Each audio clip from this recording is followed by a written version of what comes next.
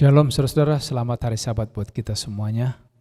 Terpuji nama Tuhan karena Sabat ini kita dipertemukan kembali sekalipun dengan jarak.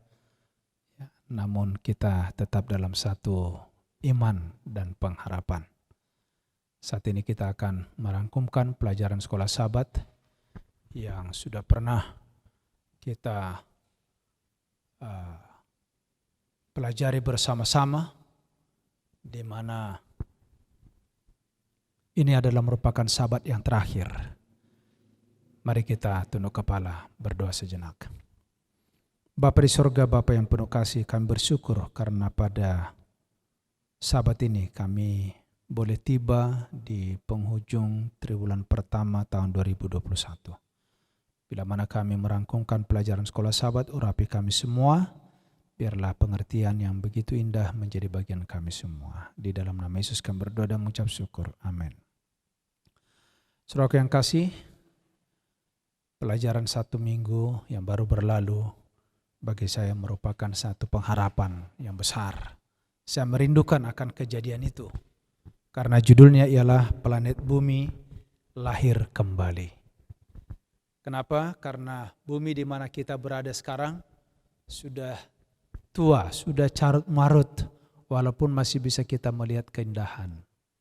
Tetapi Tuhan mau agar kita melihat sesuatu yang baru yang Tuhan sudah lama rencanakan bagi kita anak-anaknya. Saudara-saudara, di dalam Yesaya 65 ayat 17 firman Tuhan, sebab sesungguhnya aku menciptakan langit yang baru dan bumi yang baru, hal-hal yang dahulu tidak akan diingat lagi dan tidak akan timbul lagi dalam hati. Ya. Bagaimana ini saudara-saudara? Kita akan memiliki satu tempat yang baru, dunia baru, tapi yang lama sudah tidak diingat lagi. Pada satu kali ada seorang anak yang berumur 12 tahun membaca buku astronomi yang mana akhirnya dia menolak untuk pergi ke sekolah setelah baca buku itu. Dan ibunya membawa ke dokter. Lalu dokter bertanya kepada anak ini, Billy, apa yang terjadi? Kenapa kamu tidak mau ke sekolah untuk belajar? Anak itu menjawab, saya baca dalam buku astronomi bahwa suatu saat nanti matahari akan terbakar habis dan semua kehidupan ini ya di bumi akan lenyap. Saya tidak melihat alasan untuk melakukan apapun kalau toh saya harus mati. Saudara-saudara yang kasih dalam Tuhan, ya untuk apa?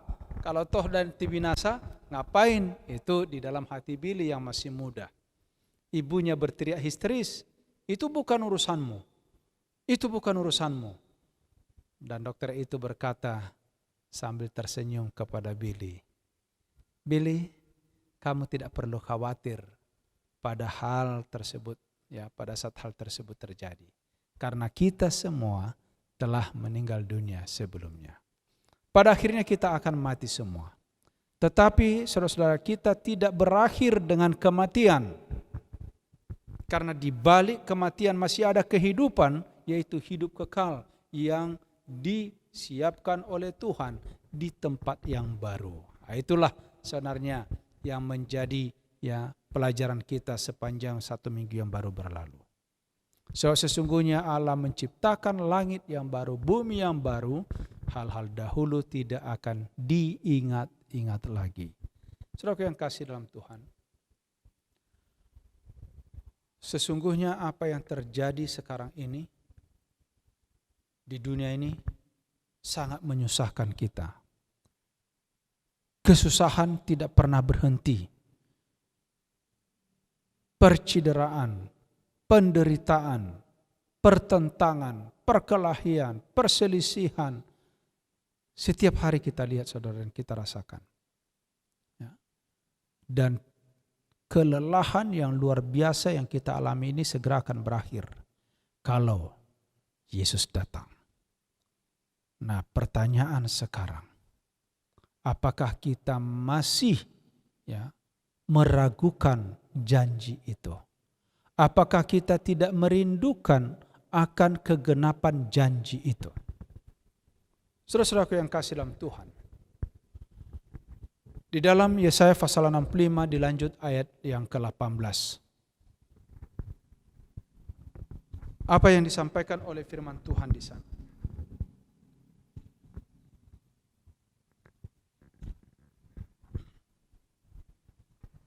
Saudara-saudara, inilah kata firman Tuhan. Aku menciptakan Yerusalem penuh sorak-sorak dan penduduknya penuh dengan kegirangan. Di dalamnya tidak akan kedengaran lagi bunyi tangisan, bunyi orang pun tidak. Bahkan ayat 20, panjang umur.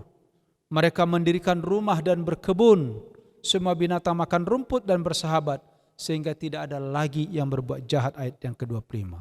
Saudara-saudaraku, ini adalah merupakan satu kerinduan buat saya. Kenapa? Di dunia ini di mana kita dapatkan lagi tempat yang menyenangkan, yang bebas dari rasa takut. Tidak ada, saudara-saudara. Semua sekarang ini sudah dilanda oleh kesulitan, kesusahan. Di mana kita bisa melihat sekarang binatang bersahabat sudah jarang. Yang ada adalah permusuhan. Dan kita bersyukur kepada Tuhan. Karena Dia adalah Allah yang sangat mengasihi, saudara. Bila mana kita baca kitab Yesaya pasal 66 yang disebut dengan magnet ilahi dalam pelajaran sekolah sahabat kita. Allah kita itu membuat satu rencana yang begitu indah yang disebut dengan pemulihan dan penyelamatan. Inilah merupakan kabar baik yang harus kita imani saat ini. Orang yang rendah hati dan gentar kepada firman Allah akan dipulihkan keadaan mereka, akan dihibur. Dia akan mengumpulkan umat-umat Tuhan dari seluruh ujung bumi ini untuk menerima keselamatan. Saudaraku, ya, sesungguhnya Allah akan menghancurkan apa yang disebut dengan pemberontakan, kemunafikan. Allah akan menghancurkan apa yang disebut dengan benci, ya, penolakan terhadap Allah. Saudaraku, semua praktek kekafiran akan dihancurkan oleh Allah. Jadi kita tidak akan melihat lagi manusia-manusia yang penuh dengan kekejaman di atas dunia ini, yang mengkhianat, yang menyakiti, yang menciderai sesamanya. Saudaraku yang kasih dalam Tuhan, di dunia yang baru yang Tuhan berikan itu, Allah betul-betul menyediakan tempat yang aman dan tentram. Saya rindu tempat itu, saudara. Capek di atas dunia ini. Kita menderita, kita berduka, kita dikhianati, disakiti, dihina. Banyak yang kita lakukan di dunia ini, sakit. Ya. Ini maunya kita tinggalkan secepatnya. Saudara-saudaraku, bila mana kita membaca Yesaya 66 ayat 19-21, inilah yang harus kita lakukan saat ini. Supaya pekabaran ini cepat direalisasikan. Supaya kita segera keluar dari dunia yang berdosa ini. Apa dikatakan? Allah mengutus orang-orang yang terluput kepada bangsa-bangsa yang tidak mengenal Allah. Supaya mereka memberitakan kemuliaanku di antara bangsa-bangsa, ayat 19. Dan inilah satu-satunya pernyataan tema tentang misionaris yang ada di Alkitab. Dalam Yesaya 66 ayat yang ke-19 ini. Allah mengutus umatnya kepada bangsa-bangsa. Saudara-saudara yang kasih dalam Tuhan, saya mengajak kita dalam pelajaran sekolah sahabat 1 minggu ini. Tuhan mau menyediakan tempat yang baru. Jangan sampai sia-sia. Saudara tidak ke sana, saya tidak ke sana.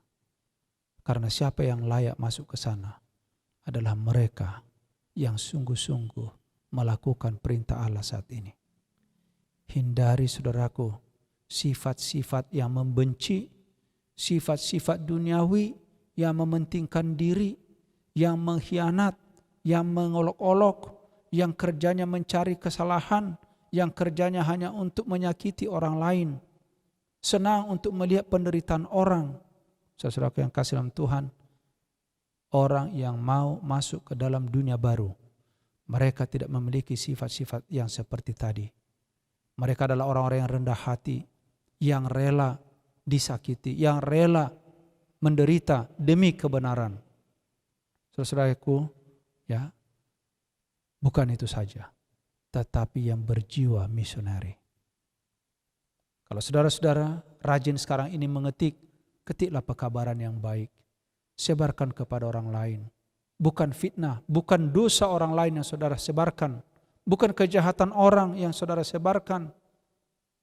Sekalipun saudara mau berbicara tentang bagaimana memperbaiki dan sebagainya. Bukan itu saudara. Berapa banyak orang yang disakiti atas tulisan saudara. Tetapi Tuhan katakan sekarang kita harus menjadi misionari.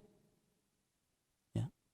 Itulah sebabnya kenapa Tuhan memilih di antara kita menjadi pelayan. Hai sahabatku, para gembala, para pendeta, mari kita melayani, gerakkan umat untuk pelayanan. Jangan bangkitkan amarah umat. Jangan kita memprovokasi anggota jemaat untuk membicarakan hal-hal yang jahat tentang orang lain. Mungkin ada kebenarannya, tetapi saudaraku, berapa besar akibatnya, buruknya di dalam kehidupan orang itu sendiri atau juga kita yang menyampaikannya. Saudara yang kasih dalam Tuhan, ya, mari kita melihat di sini. Sekarang kita dituntut untuk memimpin ibadah, bukan memimpin ya pemberontakan, bukan memimpin demo. Kita diminta oleh Tuhan di sini memimpin ibadah. Di dalam Yesaya 66 ayat 21. Juga dari antara mereka akan kuambil imam-imam dan orang-orang Lewi firman Tuhan. Dan kita ini sebagai imam sekarang ini orang Lewi bukan hanya pendeta saja yang harus mengabar. Allah memilih pemimpin ibadah bukan dari orang Lewi saja, tetapi merujuk kepada 1 Petrus 2, 9 dan 10. Apa itu saudaraku? Yaitu keimamatan buat orang yang percaya kepada Tuhan. Saudara-saudara yang kasih dalam Tuhan, mari kita sekarang ini mempersiapkan satu umat bagi kedatangan Tuhan.